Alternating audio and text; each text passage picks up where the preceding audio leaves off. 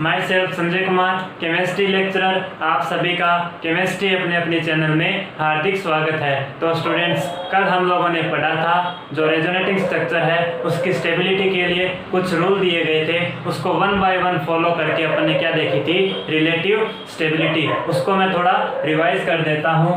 Resonating structure की जब stability देखी जाती है तो सबसे पहला रूल क्या है, सबसे पहले क्या चेक करेंगे कि दी गई रेजोनेटिंग स्ट्रक्चर क्या है, चार्ज्ड है या अनचार्ज्ड। दी गई रेजोनेटिंग स्ट्रक्चर क्या होनी चाहिए, या तो चार्ज्ड या अनचार्ज्ड। सबसे पहले तो अपन ये चेक करेंगे, अगर चार्ज्ड है या अनचार्ज्ड दोनों अगर हैं तो उसमें स्टेबिलिटी किसकी ज़्यादा होगी, अनचार्ज्ड की स्टेबिलिटी ज़्यादा होगी। सेकेंड अपन ने रूल की बात की थी कि अपन जब चार्ज्ड और अनचार्ज्ड देखने के बाद अगर स्पीसी क्या है, चार्ज्ड है, उसके बाद अपन क्या चेक करेंगे, number of covalent bond. Number of covalent bond, किसी रेजोनेटिंग स्ट्रक्चर में अगर कोवेलेंट बॉन्ड की संख्या अगर क्या है, ज़्यादा है तो उसकी स्टेबिलिटी ज़्यादा होगी।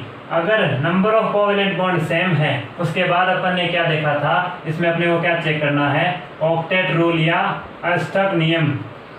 ऑक्टेट रूल चेक करना है किस तरीके से उसमें संयोजी इलेक्ट्रॉन्स की संख्या और नेगेटिव चार्ज है, अगर क्या है नेगेटिव चार्ज तो उसमें एक इलेक्ट्रॉन काउंट करना है, पॉजिटिव चार्ज है तो उसमें अपने को क्या करना है, एक इलेक्ट्रॉन कम कर देना है।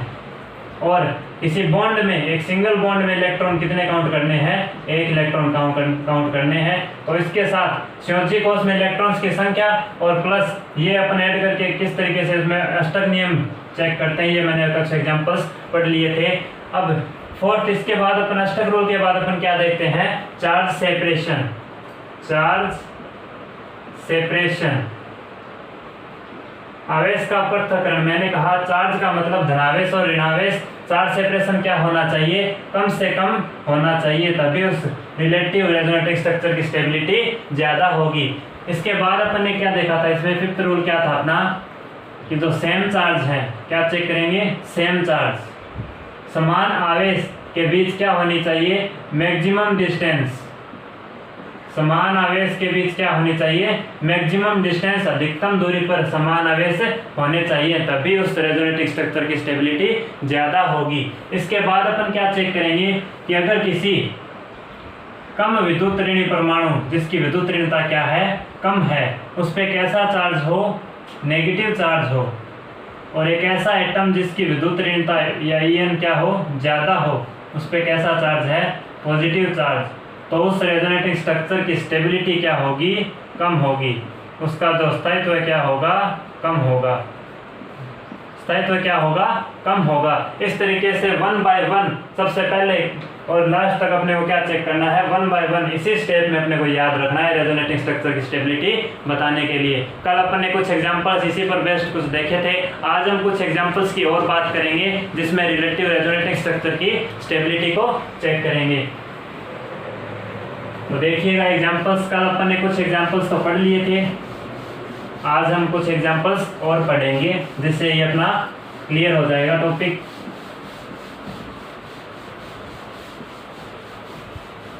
तो बात चल रही थी रेजोनेटिंग स्ट्रक्चर की स्टेबिलिटी की, कुछ रूल्स बताए थे। अब मैं ले रहा हूँ एग्जांपल। एग्जांपल की मैं बात करूँ जैसे नाइट्रोबेंजीन, किसका एग्जांपल ले रहा हूँ मैं, नाइट्रोबेंजीन। नाइट्रोबेंजीन ध्यान से देखिएगा, मैं नाइट्रोबेंजीन बना रहा हूँ, बेंजीन और नाइट्रो ग्रुप,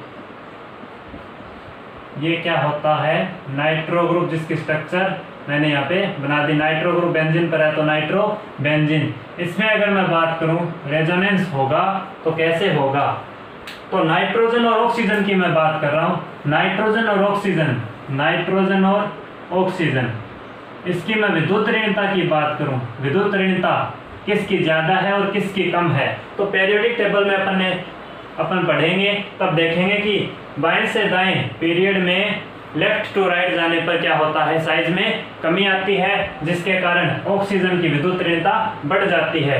अगर लेफ्ट टू राइट अगर मैं बात करूं तो यहाँ पे इसकी साइज में कमी आ रही है, इसके कारण इसकी विद्युत ऋणता क्या होती है, ज़्यादा होती है। किससे? नाइट्रोजन से। तो ऑक्सीजन की विद्युत ऋणता नाइट्रोजन से क्या होती है, ज़्यादा होती है। इसकी विद्युत ऋणता ज़्यादा होने से इस पाई बॉन्ड के इलेक्ट्रॉन इसकी तरफ शिफ्ट होंगे और इस पाई बॉन्ड के इलेक्ट्रॉन इधर शिफ्ट होंगे, और इस तरीके से इसमें रेजोनेंस मिलेगा। तो बनने वाली रेजोनेटिंग स्ट्रक्चर क्या होगी, उसको ध्यान से देखिए।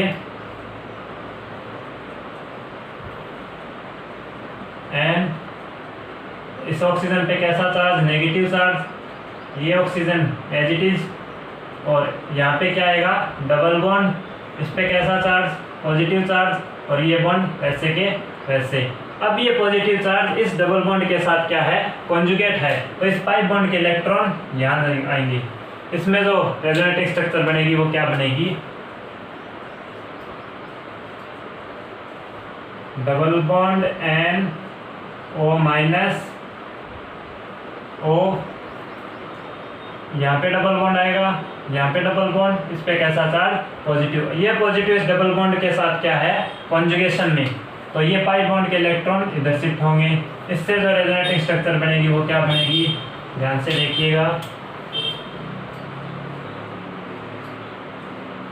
Double bond N O minus O, यहाँ पे डबल बॉन्ड था, ये डबल बॉन्ड बन गए, यहाँ पे कैसा चार्ज, पॉजिटिव चार्ज। अब ये डबल बॉन्ड इस पॉजिटिव के साथ कॉन्जुगेशन में है, तो यहाँ पे क्या होगा, इस बॉन्ड के इलेक्ट्रॉन इधर, इस बॉन्ड के इलेक्ट्रॉन इधर, तो बनने वाली रेजोनेटिंग स्ट्रक्चर क्या होगी,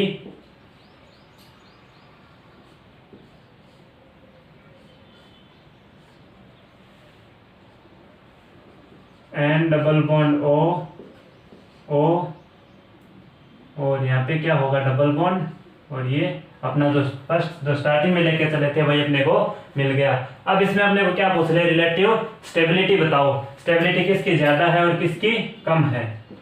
क्या पूछ रहे, रेजोनेटिंग स्ट्रक्चर में स्टेबिलिटी किसकी ज्यादा है और किसकी कम है। तो इस कंपाउंड में मैं क्या कह रहा हूँ, फर्स्ट, इसको सेकेंड, इसको थर्ड, इसको फोर्थ और इसको फिफ्थ। अगर इसमें कंपैरेटिवली अपन बात करें स्टेबिलिटी की, तो सबसे पहले अपन क्या चेक करेंगे, अपने rule by one rule follow करेंगे। सबसे पहला रूल क्या था, अनचार्ज और चार्ज, आवेशित या अनावेशित। तो इसमें अपने को पॉजिटिव चार्ज दिख रहा है, इसमें पॉजिटिव चार्ज, इसमें भी पॉजिटिव चार्ज, ये क्या है, अनावेशित, सॉरी आवेशित है। और इसमें अगर मैं बात करूं किसी भी तरीके का कोई आवेश नहीं है, फर्स्ट और फिफ्थ में किसी भी तरीके का आवेश नहीं है, इसका मतलब क्या है, ये अनचार्ज्ड। अनचार्ज्ड का स्टेबिलिटी ज्यादा होता है चार्ज से। तो मैं बात करूं फर्स्ट और फिफ्थ कंपाउंड की, ये क्या है, अनचार्ज्ड। तो फर्स्ट और फिफ्थ कंपाउंड की स्टेबिलिटी ज्यादा होगी किससे, एक तो सेकंड, थर्ड और फोर्थ, क्योंकि ये क्या है, चार्ज्ड। अब अगर मैं बात करूं स्टेबिलिटी की, तो अपना फर्स्ट रूल क्या है, अपने क्या देखा, आवेशित और अनावेशित। सेकंड अपना क्या था, number of covalent bond. Number of covalent bond की अगर मैं बात करूं सेकंड, थर्ड और फोर्थ में, तो number of covalent bond same आएंगे। इसी तरीके से अब अपन क्या देखेंगे, कोवैलेंट बॉन्ड अगर सेम हो तो थर्ड अपन क्या चेक करते हैं, ऑक्टेट रूल। ऑक्टेट की मैं बात करूं, अष्टक नियम की अगर मैं बात करूं, सेकंड, थर्ड और फोर्थ में सभी जिसके पास चार्ज है, जिस एटम के पास चार्ज है, उन सभी का अष्टक क्या होगा, कंप्लीट होगा, ऑक्टेट उसका क्या होगा, कंप्लीट। उसके बाद अपन क्या चेक करते हैं, फोर्थ अपना क्या है, चार्ज सेपरेशन। चार्ज सेपरेशन, आवेश का पृथक्करण। तो इस नेगेटिव चार्ज और इस पॉजिटिव चार्ज के बीच डिस्टेंस कम है, पृथक्करण क्या होना चाहिए, सबसे कम होना चाहिए। यहाँ पे नेगेटिव चार्ज और यहाँ पे पॉजिटिव चार्ज, यहाँ नेगेटिव चार्ज और यहाँ पॉजिटिव चार्ज। तो सेकंड और फोर्थ कंपाउंड की अगर मैं बात करूं, तो नेगेटिव पॉजिटिव क्या है, पास में है। पास में होने का मतलब क्या हुआ, इनके बीच जो डिस्टेंस है, इनके बीच जो डिस्टेंस है, ये उसका पृथक्करण, चार्ज का जो सेपरेशन है वो क्या है, कम है। तो इसकी स्टेबिलिटी कंपैरेटिवली थर्ड कंपाउंड की क्या होगी, ज्यादा होगी, क्योंकि चार्ज सेपरेशन यहाँ पे कम है। तो सेकंड कंपाउंड और फोर्थ कंपाउंड की स्टेबिलिटी किससे ज्यादा होगी, थर्ड से, क्योंकि इसमें चार्ज सेपरेशन कम है। इस तरीके से रिलेटिव स्टेबिलिटी को अपन रूल को फॉलो करके one by one step by step upon follow करके रिलेटिव स्टेबिलिटी को चेक करते हैं, एग्जाम्पल सोल्व हो जाते हैं इजीली। अब अपन बात करते हैं इसी तरीके से कुछ और एग्जाम्पल्स में रिलेटिव स्टेबिलिटी कैसे चेक करेंगे, उसकी मैं बात करने जा रहा हूं।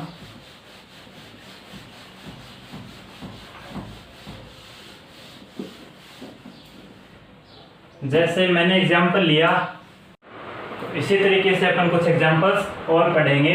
जैसे अगर मैं बात करूं डाईएजोमीथेन की,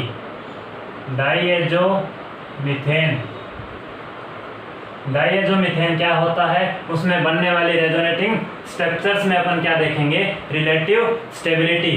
तो डाईएजोमीथेन क्या होती है, CH2 negative and triple bond N, इस पे कैसा चार्ज, पॉजिटिव चार्ज। इसमें अगर पॉसिबिलिटी देखें रेजोनेंस की, रेजोनेटिंग स्ट्रक्चर्स की, तो रेजोनेंस कैसे होगा, इसमें बनने वाली रेजोनेटिंग स्ट्रक्चर क्या होगी, CH2 double bond N positive, double bond N negative. ये पॉसिबिलिटी हो सकती है, कैसे हो सकती है, स्पाई बॉन्ड के इलेक्ट्रॉन अगर इधर शिफ्ट कर दूं तो यहाँ पे कैसा चार्ज आएगा, पॉजिटिव चार्ज। इस पॉजिटिव और नेगेटिव ने डबल बॉन्ड का फॉर्मेशन कर लिया और पॉजिटिव चार्ज पहले से था। अब अगर मैं बात करूं इस कंपाउंड में रिलेटिव अगर रेजोनेटिंग स्ट्रक्चर्स की मैं बात करूं, तो स्पाई बॉन्ड के इलेक्ट्रॉन इस नाइट्रोजन की तरफ शिफ्ट हो जाए तो इस कार्बन पे कैसा चार्ज आएगा, पॉजिटिव चार्ज। तो CH2 पॉजिटिव, इस नाइट्रोजन पे पॉजिटिव चार्ज खत्म हो गया और इस पे कैसा चार्ज आएगा, नेगेटिव। अब इस रेजोनेटिंग स्ट्रक्चर्स की मैं बात करूं, इससे बनने वाली रेजोनेटिंग स्ट्रक्चर, इसमें पॉसिबिलिटी क्या हो सकती है, CH2 इस पॉजिटिव की जगह अगर मैं नेगेटिव काम में ले लूं एंड डबल बॉन्ड एंड इस नेगेटिव की जगह इस पॉजिटिव को काम में ले लूं, तो ये अपना क्या है, फर्स्ट कंपाउंड, ये क्या है, सेकेंड, ये क्या है, थर्ड और ये फोर्थ। इसमें अपने को क्या पूछ ले, रिलेटिव स्टेबिलिटी का ऑर्डर बताओ, क्या पूछ ले अपने को, रिलेटिव स्टेबिलिटी का ऑर्डर बताओ। तो सबसे पहले अपन क्या चेक करेंगे, जो अपने को रूल दिए गए थे रेजोनेटिंग स्ट्रक्चर्स के लिए, सबसे पहला रूल क्या था, चार्ज और अनचार्ज। इन सभी रेजोनेटिंग स्ट्रक्चर्स में अपने को क्या दिख रहा है, धनावेश और ऋणावेश। इसका मतलब क्या है, यहाँ पे कोई भी अनचार्ज रेजोनेटिंग स्ट्रक्चर नहीं है, तो इस रूल को अपन फॉलो नहीं करेंगे। अगर चार्ज है, अगर सभी रेजोनेटिंग स्ट्रक्चर क्या है, चार्ज है, तो अपन क्या चेक करेंगे, second rule, number of covalent bond. अगर कोवैलेंट बॉन्ड की मैं बात करूं फर्स्ट और सेकंड, थर्ड और फोर्थ कंपाउंड में, तो कोवैलेंट बॉन्ड की संख्या यहाँ पे कितनी है, 4, यहाँ पे कितनी है, 4, यहाँ पे कितनी है, 3, इसमें भी कितनी है, 3, यहाँ पे कितनी है, 4 और यहाँ पे भी 4। तो फर्स्ट और सेकंड कंपाउंड में थर्ड और फोर्थ वाले से नंबर ऑफ कोवैलेंट बॉन्ड ज़्यादा है, जिसके कारण अपना सेकंड रूल यहाँ पे फॉलो होगा, रिलेटिव स्टेबिलिटी भी अपन बता देंगे। तो फर्स्ट और सेकंड कंपाउंड की स्टेबिलिटी थर्ड और फोर्थ से ज़्यादा होगी, ये अपने को कंफर्म हो गया। अब बात आती है फर्स्ट और सेकंड की ज़्यादा है, तो फर्स्ट और सेकंड में कंपेरेटिवली बात करें किसकी ज़्यादा है और किसकी कम है। तो थर्ड रूल अपना, अब अपन क्या चेक करेंगे, third rule, number of covalent bond अगर सेम हो तो थर्ड रूल अपने क्या चेक करते हैं, ऑक्टेट रूल, ऑक्टेट यानी अष्टक नियम चेक करते हैं। अष्टक नियम के आधार पर इसमें अगर इलेक्ट्रॉन्स की संख्या पर चेक करें, नाइट्रोजन के पास वैलेंस शेल में इलेक्ट्रॉन्स की संख्या कितनी होती है, 5 पर बॉन्ड। एक अपने को इलेक्ट्रॉन काउंट करना है, तो 3 बॉन्ड तो ये रहे, एक ये रहा, 4 और पॉजिटिव चार्ज है तो अपने को ये कम करना है, तो कितने हो गए, 8 इलेक्ट्रॉन। यहाँ पे अष्टक नियम का पालन हो रहा है, इस नाइट्रोजन के पास यहाँ पे अष्टक नियम का पालन हो रहा है। इसी तरीके से इस कार्बन के पास भी कितने होंगे, 8 इलेक्ट्रॉन। अब अगर मैं बात करूँ इस पे, इस नाइट्रोजन की, तो यहाँ पे भी कितने इलेक्ट्रॉन आएंगे, 8 इलेक्ट्रॉन। अपन स्योजिकोस में इलेक्ट्रॉन्स की संख्या काउंट करके अपन चेक कर सकते हैं, तो यहाँ पे भी कितने आएंगे, 8 इलेक्ट्रॉन। अब अगर मैं बात करूं इसमें अष्टक नियम ऑक्टेट रूल अपना फॉलो हो रहा है, तो इसमें स्टेबिलिटी अपन चेक नहीं कर सकते। अब अपना फोर्थ रूल, अब ऑक्टेट रूल अपन नहीं लगा तो अपना फोर्थ रूल क्या लगेगा, यहाँ पे चार्ज सेपरेशन का, आवेश का जो पृथक्करण है उसके बीच दूरी क्या होनी चाहिए, कम होनी चाहिए। तो प्लस और माइनस के बीच यहाँ पे डिस्टेंस सेम है, पृथक्करण कम है, तो अपना फोर्थ रूल भी यहाँ काम नहीं कर रहा। फिफ्थ रूल अपना क्या था, सेम चार्ज की अगर मैं बात करूँ, सेम चार्ज के बीच मैक्सिमम डिस्टेंस होना चाहिए, तो सेम चार्ज, यहाँ पे सेम चार्ज तो है नहीं, अपन इसकी बात नहीं करेंगे। सिक्स रूल अपना क्या था, जिसमें अपन क्या देखते हैं कि जो समान आवेश और एक क्या होता है, कम विद्युत ऋण परमाणु पर क्या हो, कम विद्युत ऋण परमाणु पर नेगेटिव चार्ज हो और अधिक विद्युत ऋण परमाणु पर कैसा चार्ज हो, अधिक विद्युत ऋण परमाणु पर पॉजिटिव चार्ज। तो ये इसकी स्टेबिलिटी को कम कर देंगे। तो फर्स्ट कंपाउंड की अगर मैं बात करूं, कार्बन क्या है कंपैरेटिवली इस नाइट्रोजन के, कम विद्युत ऋण परमाणु है, कार्बन क्या है नाइट्रोजन के सापेक्ष कम विद्युत ऋण परमाणु। तो कम विद्युत ऋण परमाणु पर कैसा चार्ज आ रहा है, नेगेटिव, और अधिक विद्युत ऋण परमाणु पर पॉजिटिव चार्ज। यहाँ पे क्या है, अधिक विद्युत ऋण परमाणु पर नेगेटिव चार्ज है, लेकिन कंपैरेटिवली अगर मैं बात करूँ कार्बन क्या है नाइट्रोजन के सापेक्ष कम विद्युत ऋण जिस पे नेगेटिव चार्ज है, तो इस कंपाउंड की स्टेबिलिटी यहाँ पे क्या हो जाती है, कम हो जाती है। यहाँ पे अपना रूल फॉलो हो रहा है। तो फर्स्ट और सेकंड की अगर मैं बात करूँ तो सेकंड कंपाउंड ज़्यादा स्टेबल होगा फर्स्ट से।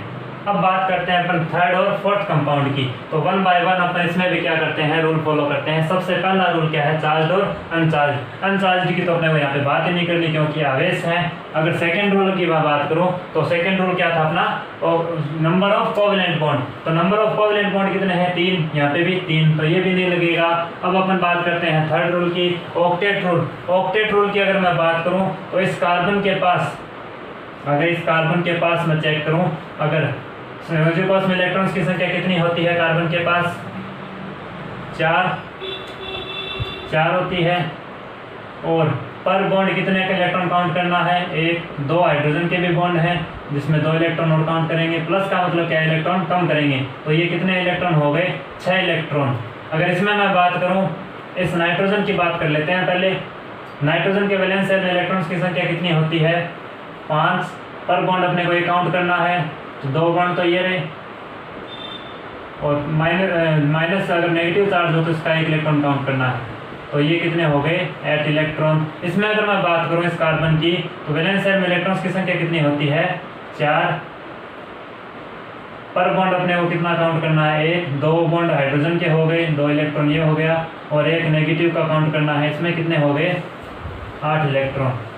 अगर इस नाइट्रोजन की अगर मैं बात करूँ तो यहाँ पे अगर अपन चेक करें, वैलेंस शेल में 5 इलेक्ट्रॉन, पर बॉन्ड 1 काउंट करना है, तो 2 बॉन्ड है तो 2 इलेक्ट्रॉन, प्लस का मतलब क्या हुआ है, 1 इलेक्ट्रॉन कम करना है, तो 6 इलेक्ट्रॉन। तो यहाँ पे क्या है, 6 इलेक्ट्रॉन 8 इलेक्ट्रॉन, यहाँ पे भी क्या है, 6 इलेक्ट्रॉन 8 इलेक्ट्रॉन। इसका मतलब है इसकी अपन रिलेटिव स्टेबिलिटी नहीं बता सकते कि अपन इसमें किसकी ज़्यादा होगी और किसकी कम होगी, ऑक्टेट रूल के आधार पर नहीं बता सकते। अगर किसी कंपाउंड, इस दोनों कंपाउंड में अगर किसी में भी 8 इलेक्ट्रॉन आ जाते तो उसकी अपन स्टेबिलिटी ज़्यादा बताते, लेकिन यहाँ पे भी 6 इलेक्ट्रॉन, यहाँ 8 इलेक्ट्रॉन, यहाँ भी 6 और 8 इलेक्ट्रॉन, इससे स्टेबिलिटी का अपन पता नहीं कर सकते। अब अपन चलते हैं नेक्स्ट रूल पर। ऑक्टेट रूल के बाद अपन क्या देखते हैं, चार्ज सेपरेशन। चार्ज सेपरेशन की मैं बात करूँ, आवेश के बीच दूरी की मैं बात करूँ, तो यहाँ पे क्या है, सेम है या से अपन रिलेटिव स्टेबिलिटी नहीं चेक कर सकते। उसके बाद अपन क्या देखते हैं, समान आवेश के बीच दूरी का क्या होनी चाहिए, मैक्सिमम। तो समान आवेश तो है नहीं, इसकी अपन बात नहीं करेंगे। फिर क्या आता है, कम विद्युत ऋण परमाणु पर कैसा चार्ज, नेगेटिव, और अधिक विद्युत ऋण परमाणु पर पॉजिटिव चार्ज। कम विद्युत ऋण परमाणु अगर मैं कार्बन और नाइट्रोजन में बात करूं तो कार्बन क्या है, कम विद्युत ऋण परमाणु जिसपे क्या है, नेगेटिव, और अधिक विद्युत ऋण परमाणु पर क्या है, पॉजिटिव चार्ज। और यहाँ पे क्या है, कम विद्युत ऋण परमाणु पर पॉजिटिव, अधिक पर नेगेटिव। यहाँ पे ये अपनी बात फॉलो हो रही है। तो इस कंपाउंड में अपनी बात फॉलो नहीं हो रही, इसका मतलब क्या है, इस कंपाउंड की स्टेबिलिटी क्या होगी, कम होगी। इस कंपाउंड की स्टेबिलिटी कम क्यों होगी, क्योंकि कम विद्युत ऋण परमाणु पर नेगेटिव चार्ज है। तो थर्ड और फोर्थ कंपाउंड की अगर मैं बात करूं तो रिलेटिव स्टेबिलिटी किसकी ज़्यादा होगी, थर्ड की। उसके बाद फोर्थ कंपाउंड। और इस तरीके से कंपेरेटिवली अपने क्या चेक किया जाता है, रिलेटिव स्टेबिलिटी रेजोनेटिक स्ट्रक्चर की रूल अपने 1 बाय 1 रूल फॉलो करके इसमें रिलेटिव स्टेबिलिटी चेक करते हैं। इसी तरीके से अगर मैं कुछ और एग्जांपल्स की बात कर रहा हूँ जिसमें अपन रूल फॉलो करके उसकी रिलेटिव स्टेबिलिटी को चेक करेंगे।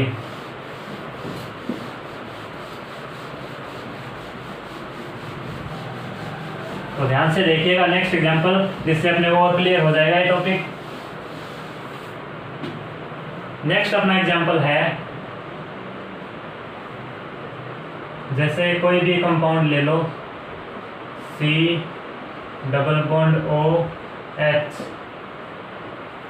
इस कंपाउंड में अगर रेजोनेंस की मैं पॉसिबिलिटी बताऊं तो ऑक्सीजन की विद्युत ऋणता कार्बन से ज़्यादा होने के कारण पाई बॉन्ड के इलेक्ट्रॉन इधर शिफ्ट होंगे और ये नेगेटिव चार्ज यहाँ पे आएगा। तो बनने वाली रेजोनेटिंग स्ट्रक्चर क्या होगी, CH2 double bond C, oxygen पर कैसा चार्ज, नेगेटिव चार्ज H। इसमें अपने को क्या पूछ लिया, रिलेटिव स्टेबिलिटी का ऑर्डर क्या होगा, रिलेटिव स्टेबिलिटी पूछ ले।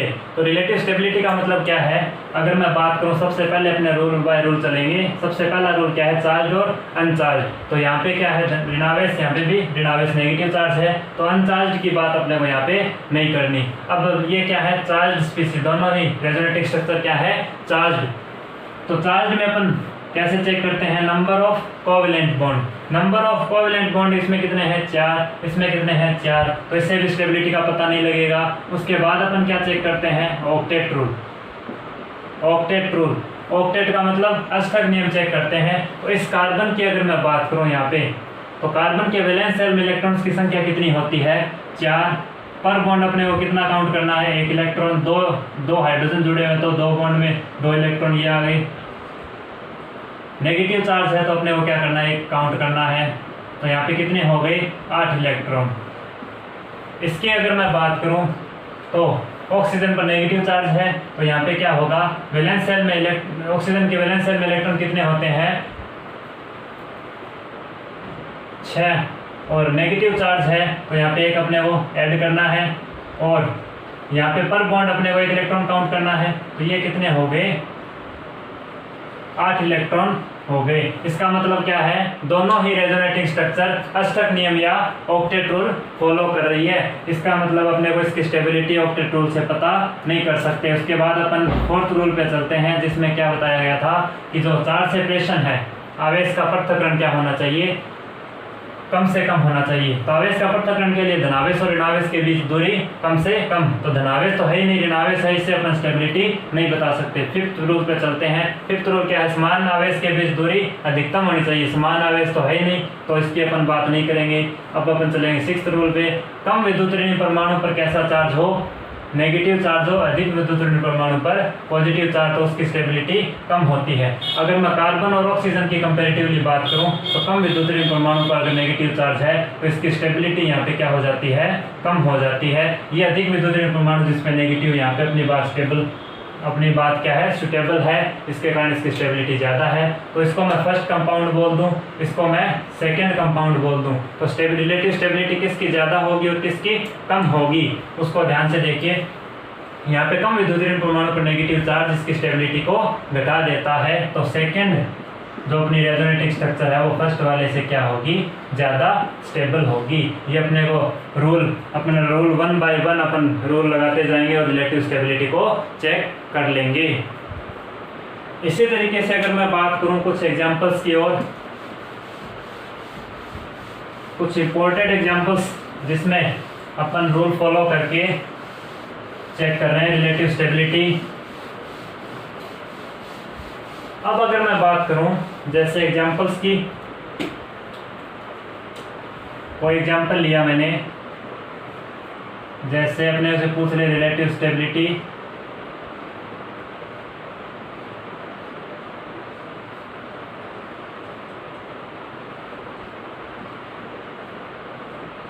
इसमें रेजोनेंस की पॉसिबिलिटी क्या हो सकती है। तो इस बॉन्ड के इलेक्ट्रॉन या तो इधर शिफ्ट कर दो या इधर शिफ्ट कर दो, कोई फर्क नहीं पड़ेगा, इलेक्ट्रॉन्स उतने ही काउंट होंगे। तो रेजोनेटिंग स्ट्रक्चर, इससे बनने वाली रेजोनेटिंग स्ट्रक्चर क्या होगी, ध्यान से देखिएगा।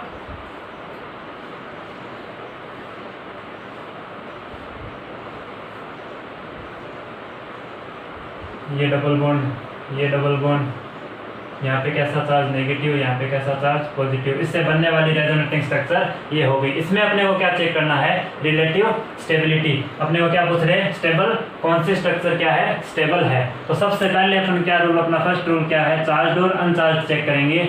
अगर चार्ज और अनचार्ज मिल जाए तो वही अपनी स्टेबिलिटी बता सकते हैं। तो ये क्या है, चार्ज, और ये क्या है, अनचार्ज। तो अपने वो क्वेश्चन में क्या मिल गई, चार्ज और अनचार्ज मिल गई। तो इसका मतलब मैंने क्या बताया था, चार्ज और आवेशित और अनावेशित में किसका स्टेबिलिटी ज़्यादा होता है, अनचार्ज की। अनचार्ज का मतलब अनावेशित। तो इसका ये मैं इसको फर्स्ट कंपाउंड बोल दूँ, ये सेकंड कंपाउंड बोल दूँ।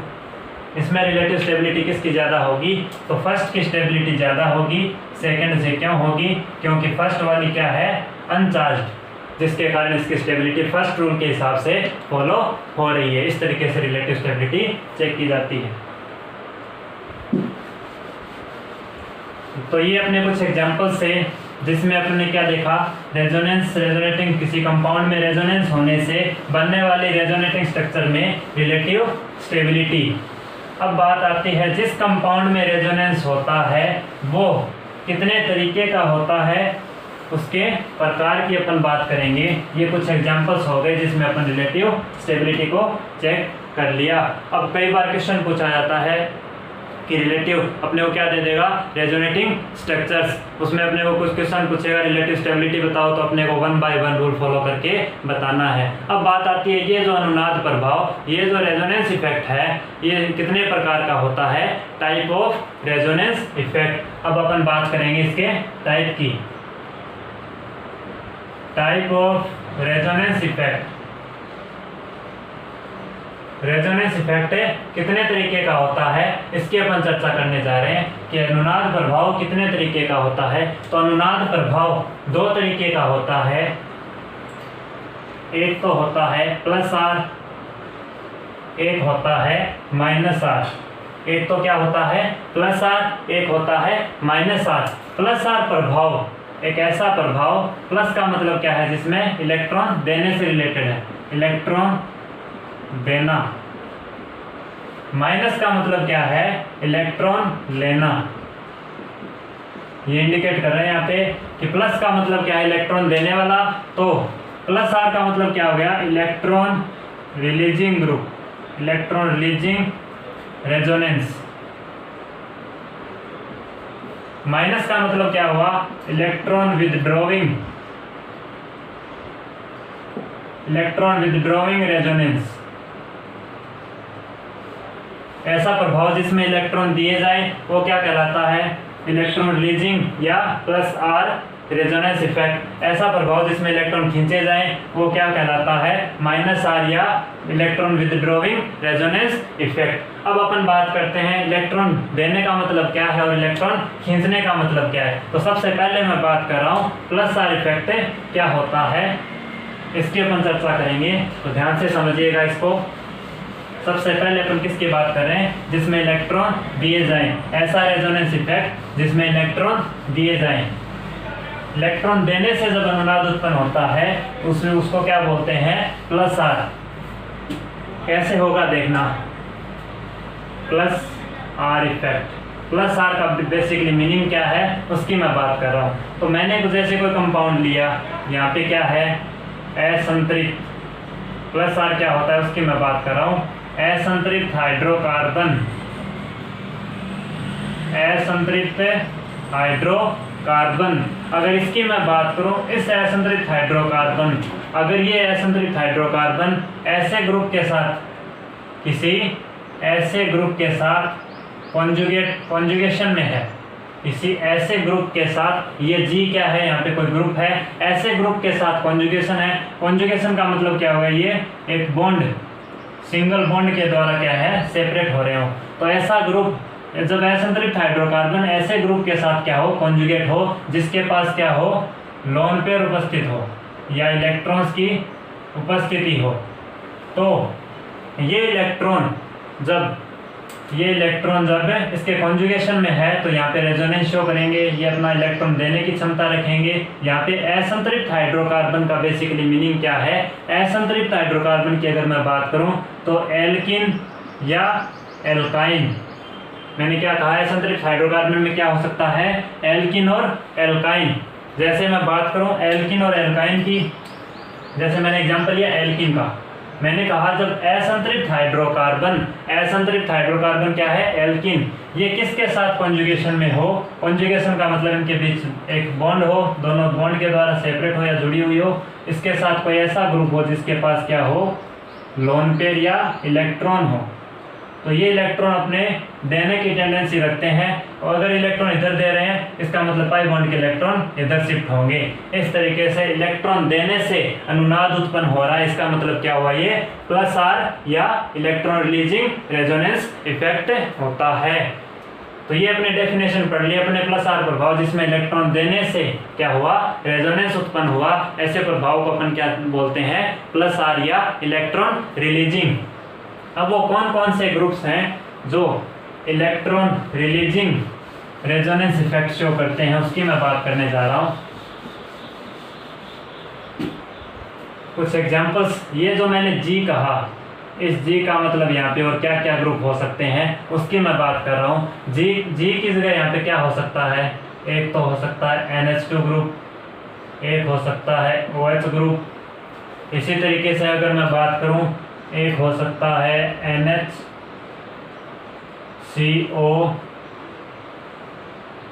CH3 group. इसी तरीके से मैं बात करूँ OCO CH3 ग्रुप हो सकता है। और अगर मैं बात करूं जैसे NMe2 हो सकता है, जैसे NHMe हो सकता है। इसी तरीके से अगर मैं बात करूं, इस ऑक्सीजन की जगह अगर सल्फर काम में ले लूं तो ये भी हो सकता है। इसी तरीके से अगर मैं बात करूं हैलोजेंस की, अपने को यहाँ पे हैलोजेंस की थोड़ी ध्यान में रखना होगा। हैलोजेंस की अगर मैं बात करूं, हैलोजेंस क्या देते हैं, प्लस आर। यहाँ पे कंफ्यूजन क्या आता है, एक तो हैलोजेंस का होता है -I प्रभाव, मैं यहाँ पे इंडक्टिव फैक्ट की बात कर रहा हूँ, इसको अपने को ध्यान में रखना है। एक होता है इनका प्लस आर प्रभाव, तो -I कब देखा जाता है और प्लस आर कब देखा जाता है। -I का मतलब क्या है, जब क्रियाशीलता देखनी हो, जब अपने को हैलोजन की क्या देखनी हो, जब कोई क्वेश्चन क्रियाशीलता पर बेस्ड हो, रिएक्टिविटी पर बेस्ड हो। मैंने क्या कहा, जब क्वेश्चन में अपने को क्या दिया हो, हैलोजेंस, अपने को यहाँ पे क्या ध्यान में रखना है, जब क्वेश्चन क्या हो रिएक्टिविटी पर, तो रिएक्टिविटी के हैलोजेंस के क्वेश्चन रिएक्टिविटी के हमेशा ही -I प्रभाव से चेक किए जाते हैं। प्लस आर की अगर मैं बात करूं, जब क्रियाशीलता की बात नहीं हो रही हो, अपन क्या पढ़ रहे हैं अभी, ऐसा प्रभाव जिसमें इलेक्ट्रॉन दिए जाएं। हैलोजेंस की अगर मैं बात करूं, जैसे फ्लोरीन, क्लोरीन, ब्रोमीन, आयोडीन, इसके पास क्या होते हैं, इलेक्ट्रॉन। तो इलेक्ट्रॉन होने से ये इलेक्ट्रॉन देने की टेंडेंसी रखेंगे, इसके अपन क्या बोलेंगे, जब क्रियाशीलता नहीं देखी जा रही हो तो हैलोजेंस की अपन क्या चेक करेंगे, प्लस आर प्रभाव। जब क्रियाशीलता की बात हो रही हो तो अपन क्या देखेंगे, -I। अगर क्रियाशीलता की बात नहीं हो रही, ऐसे अपने को एग्जांपल्स दे रखे हैं जिसमें इनके पास लोन पेयर है, तो ये अपने को क्या देंगे, असंतृप्त हाइड्रोकार्बन को इलेक्ट्रॉन देंगे। इलेक्ट्रॉन देंगे तो यहाँ पे क्या लगेगा, प्लस आर प्रभाव। ये अपने को हैलोजन में थोड़ा याद रखना है। अब अगर कंपेरेटिवली मैं बात करूं, जैसे इन ग्रुप्स की अगर मैं बात करूं, इन ग्रुप्स की अगर मैं कंपेरेटिवली बात करूं, किसका प्लस आर ज़्यादा होता है, किसका प्लस आर कम होता है, तो अपने को याद रखना है कि NH2 ग्रुप है, ये जो NH2 ग्रुप, इसका प्लस आर प्रभाव ज़्यादा होता है किससे, OH वाले ग्रुप से। NH2 का प्लस आर ज़्यादा होता है OH से, ये अपने को ध्यान में रखना है। इसी तरीके से अगर मैं बात करूं, जैसे यहाँ पे अगर कुछ कंपाउंड्स और बात करूं, G की जगह और क्या हो सकता है, OR भी हो सकता है। अब इस OH और OR की मैं बात कर रहा हूँ तो ध्यान से समझिएगा। OH और OR में रिस्पेक्टिवली अगर मैं बात करूँ तो OH का प्लस आर प्रभाव ज़्यादा होता है OR से, ये अपने को याद रखना है। क्या बताया मैंने, OH का प्लस आर प्रभाव ज़्यादा होता है OR से, ये अपने को ध्यान में रखना है। इसी तरीके से अगर मैं बात करूँ इस NHCO3 और OCO3 में, इसमें अगर कंपेरेटिवली मैं बात करूं तो किसका प्लस आर ज़्यादा होगा, किसका कम होगा, ये इस बात पे डिपेंड करता है इसकी विद्युत ऋणता पर। नाइट्रोजन और ऑक्सीजन में विद्युत ऋणता ज़्यादा किसकी होती है, आकार कम होने से विद्युत ऋणता यहाँ पे ज़्यादा है। विद्युत ऋणता ज़्यादा होने से ये अपने इलेक्ट्रॉन इजीली नहीं दे पाती और इसकी विद्युत ऋणता कम है, जिसके कारण इलेक्ट्रॉन अपना जो इलेक्ट्रॉन देने की टेंडेंसी क्या रखता है, ज़्यादा रखेगा। जिसके कारण मैं बात करूँ यहाँ पे कंपेरेटिवली NHC≡OCH3 ग्रुप की जो प्लस आर प्रभाव ज़्यादा होता है, क्योंकि इसकी विद्युत ऋणता क्या होती है, कम होती है। विद्युत ऋणता कम होने से ये अपने इलेक्ट्रॉन इजीली रेजोनेंस में इन्वॉल्व हो सकते हैं। यहाँ पे अगर मैं बात करूँ ऑक्सीजन की, इस ग्रुप की, तो यहाँ पे ऑक्सीजन की विद्युत ऋणता क्या है, ज़्यादा है, जिसके कारण ये रेजोनेंस में इतना easily involve, comparatively easily involve नहीं होगा। इन्वॉल्व तो होगा लेकिन इसके कंपेरेटिवली इतना ज़्यादा इन्वॉल्व नहीं होगा। तो प्लस आर प्रभाव किसका ज़्यादा होगा, NHCO CH3 का कंपेरेटिवली OCO CH3 ग्रुप्स के। तो अपने को ये कुछ ग्रुप्स याद रखने हैं, इनकी रिलेटिव अपने को क्या याद रखनी है, इनकी टेंडेंसी या प्लस आर प्रभाव ज़्यादा किसका होगा और कम किसका होगा। वो कौन कौन से ग्रुप हैं जो प्लस आर प्रभाव शो करेंगे। हैलोजन्स में अपने को थोड़ी बात याद रखनी है। अब मैं बात कर रहा हूँ माइनस आर प्रभाव की। माइनस आर प्रभाव क्या होता है उसकी मैं बात करने जा रहा हूँ, उसको ध्यान से समझिएगा। ये अपने पढ़े कुछ एग्जांपल्स, कुछ ग्रुप देखे जो कौन सा प्रभाव शो करेंगे, plus R electron releasing resonance. अब मैं बात कर रहा हूँ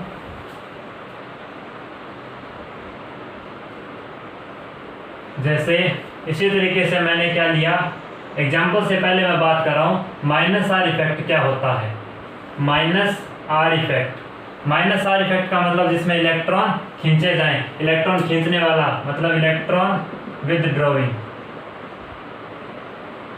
इलेक्ट्रॉन विदड्रॉइंग रेजोनेंस। ऐसा रेजोनेंस, ऐसा अनुनाद प्रभाव जिसमें इलेक्ट्रॉन खींचे जाएं। इलेक्ट्रॉन खींचने से उत्पन्न होने वाला रेजोनेंस क्या कहलाता है, माइनस आर। अगर माइनस आर की मैं बात करूं वो कौन कौन सी कंडीशन है जिसमें माइनस आर इफेक्ट लगेगा। तो जब किसी क्या हो, जब किसी असंतृप्त हाइड्रोकार्बन पर लगा हुआ कोई ग्रुप, असंतृप्त हाइड्रोकार्बन में मैंने क्या लिया, एल्किन। अगर इस एल्किन के साथ कोई कॉन्जुगेशन में कोई ग्रुप है, वो ग्रुप, अगर इस ग्रुप की मैं बात करूं तो ग्रुप कैसा होना चाहिए। जैसे ग्रुप मैंने मान लिया A डबल बॉन्ड B, मैंने ये कोई ग्रुप मान लिया जिसमें क्या है, ये इस असंतृप्त हाइड्रोकार्बन के का साथ क्या है कॉन्जुगेशन में। तो यहाँ पे कंडीशन क्या होगी, जब B की विद्युत ऋणता, जब B की विद्युत ऋणता A से ज़्यादा है, जब B की विद्युत ऋणता A से ज़्यादा है, इसका मतलब क्या हुआ, B की विद्युत ऋणता ज़्यादा है। B की विद्युत ऋणता ज़्यादा होने से इस बॉन्ड के इलेक्ट्रॉन, विद्युत ऋणता ज़्यादा होने से अपने बॉन्ड के इलेक्ट्रॉन अपनी तरफ खींचेगा।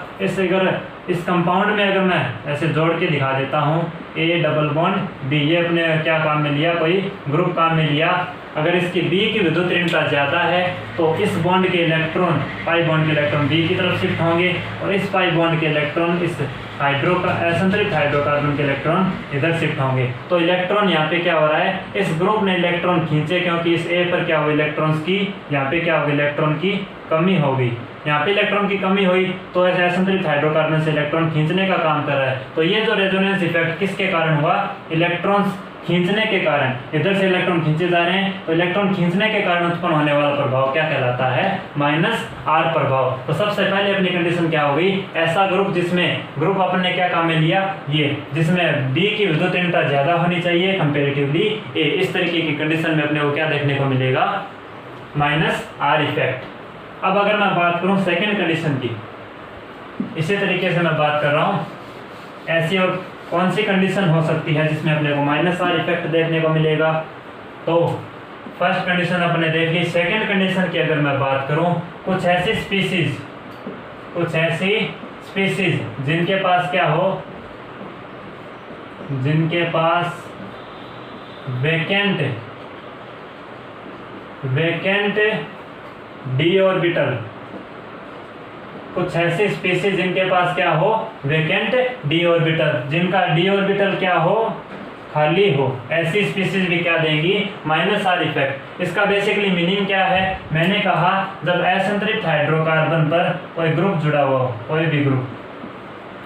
अब इस ग्रुप की अगर मैं बात कर रहा हूँ, ध्यान से देखिएगा, इस ग्रुप की बात कर रहा हूँ मैं जिसके पास क्या हो, vacant D orbital, vacant D orbital, vacant D orbital की मैं बात कर रहा हूँ। वेकेंट ऐसे कौन कौन से ग्रुप हैं जिसमें इस G की जगह मैं बात कर रहा हूँ, अपनी सेकेंड कंडीशन चल रही है, इस G की जगह वो कौन कौन से ग्रुप हैं जिसमें वेकेंट डी ऑर्बिटल देखने को मिलता है। तो ग्रुप में अपने को याद रखना है TME थ्राइस पॉजिटिव इसी तरीके से आर्सेनिक एमी पॉजिटिव,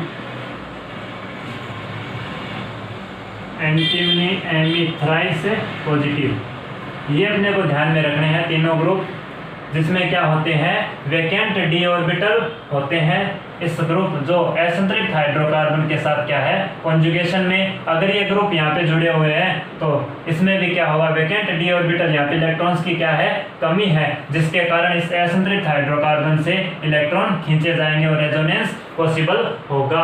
तो इलेक्ट्रॉन खींचने से अनुनाद प्रभाव उत्पन्न हो रहा है, उसको अपन क्या बोलते हैं -R प्रभाव। अब बात आती है इन ग्रुप्स में वैकेंट डी ऑर्बिटल का मतलब क्या है, वैकेंट डी ऑर्बिटल खाली कैसे है उसको मैं समझा रहा हूं, तो ध्यान से देखिएगा। वैकेंट डी ऑर्बिटल खाली होने का मतलब क्या है, तो जैसे मैं बात कर रहा हूं इस फास्फोरस की, किसकी बात कर रहा हूं फास्फोरस की। एक एग्जांपल समझा देता हूं मैं, पीएमई थ्राइस, जिसमें अब मैंने क्या काम में लिया फास्फोरस। फास्फोरस की अगर मैं बात करूं, ये पी ब्लॉक का एलिमेंट है, किसका है पी ब्लॉक का एलिमेंट। पी ब्लॉक का एलिमेंट होने के कारण ये थर्ड पीरियड में आता है, पीरियोडिक टेबल में अपने इसको कंप्लीटली पढ़ लेंगे, अभी मैं इतना बता रहा हूँ। इसमें वैकेंट डी ऑर्बिटल कैसे है अपने को ये चर्चा पीरियोडिक टेबल में पढ़ लेंगे। थर्ड पीरियड का है, तीसरे आवर्त का एलिमेंट है। इसका इलेक्ट्रॉनिक कॉन्फ़िगरेशन क्या होता है, इसका जो वैलेंस, मैं बाह्यतम कोश की बात कर रहा हूँ जिसमें इलेक्ट्रॉन्स की संख्या मैं काउंट कर रहा हूँ, तो 3s2 और 3p3, 3s2 3p3 और 3d0, ये इसका बाह्यतम कोश का इलेक्ट्रॉनिक कॉन्फ़िगरेशन होता है। जिसमें s की अगर मैं बात करूं, p में कितने होते हैं ऑर्बिटल 3 और d में कितने होते हैं 5।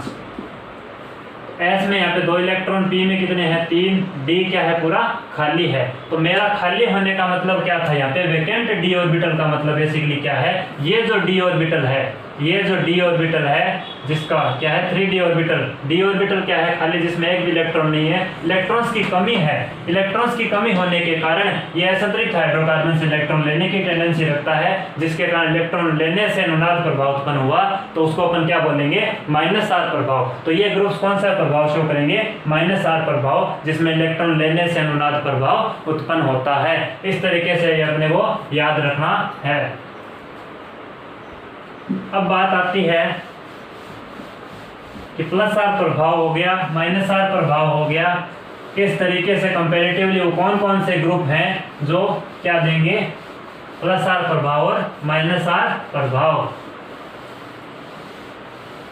तो इसकी कंपैरेटिवली मैं बात कर लेता हूँ। असंतृप्त हाइड्रोकार्बन इलेक्ट्रॉन देने और इलेक्ट्रॉन लेने से क्या होता है, एक तरफ मैं लिख रहा हूँ +R प्रभाव, एग्जाम्पल्स देख लेते हैं अपन। अभी जो बात पढ़ी है इसका कंक्लूजन क्या है, +R का मतलब क्या है, इलेक्ट्रॉन रिलीजिंग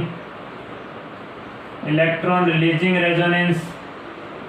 -R का मतलब क्या है, इलेक्ट्रॉन विदड्रॉइंग रेजोनेंस। इसके बाद अगर मैं बात करूं तो मैंने कहा असंतृप्त हाइड्रोकार्बन पर क्या होना चाहिए, ऐसा ग्रुप होना चाहिए, ऐसा ग्रुप जिसके पास क्या हो, लोन पेयर हो या इलेक्ट्रॉन हो।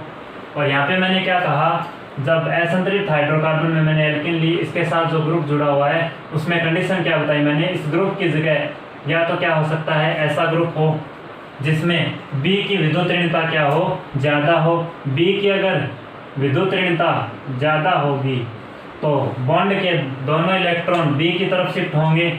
यहाँ पे अगर B की तरफ शिफ्ट होंगे तो इस असंतृप्त हाइड्रोकार्बन में इस इलेक्ट्रॉन यहाँ से यहाँ शिफ्ट हो जाएंगे। तो इलेक्ट्रॉन खींचने से अनुनाद प्रभाव उत्पन्न हो रहा है, तो यहाँ पे क्या होगा -R प्रभाव। इसमें ज़्यादा सोचने की जरूरत नहीं है, जिसके पास लोन पेयर हो तो ये जो लोन पेयर है इस G के पास, ग्रुप के पास लोन पेयर है, ये इसको दिए जाएंगे, पाई बॉन्ड के इलेक्ट्रॉन इधर चले जाएंगे। तो इलेक्ट्रॉन देने से रेजोनेंस उत्पन्न हो रहा है, इसका मतलब क्या है +R। इसमें अपन ने ग्रुप्स देख लिए कौन कौन से वो ग्रुप्स हैं जो +R प्रभाव शो करेंगे। इसकी कंडीशन और क्या थी, vacant D orbital, vacant D orbital इस ग्रुप की जगह और क्या हो सकते हैं जिसके पास वैकेंट डी ऑर्बिटल है। वैकेंट डी में अपन ने क्या क्या पढ़ा, एक तो पढ़ा पीएमई थ्राइस पॉजिटिव, एक अपन ने क्या पढ़ा आर्सेनिक एमी थ्राइस पॉजिटिव, एक अपन ने क्या पढ़ा Sb एंटीमनी Me3 पॉजिटिव, ये वो ग्रुप्स हैं जिनके पास क्या होते हैं, वैकेंट d ऑर्बिटल, जिसके पास इलेक्ट्रॉन्स की कमी है, तो असंतृप्त हाइड्रोकार्बन से इलेक्ट्रॉन लेंगे। इलेक्ट्रॉन लेने से क्या हो रहा है, रेजोनेंस इफेक्ट शो हो रहा है। इसका मतलब क्या है, ये -r इफेक्ट शो करेंगे। तो ये अपने कंपैरेटिवली बात की +r और -r क्या होता है, वो कौन कौन से कंपाउंड हैं जो +r देंगे और -r प्रभाव देंगे। उम्मीद कर रहा हूँ आपको ये रेजोनेटिंग स्ट्रक्चर्स और जो type of resonance effect +r और -r समझ में आया होगा। अगर ये लेक्चर आपको अच्छा लगे तो प्लीज़ लाइक एंड सब्सक्राइब। इस लेक्चर में किसी भी तरीके की कोई भी दिक्कत आए तो प्लीज़ कमेंट करके ज़रूर बताएं। इसके आगे का कंटेंट अपन पढ़ेंगे नेक्स्ट लेक्चर में। Thank you.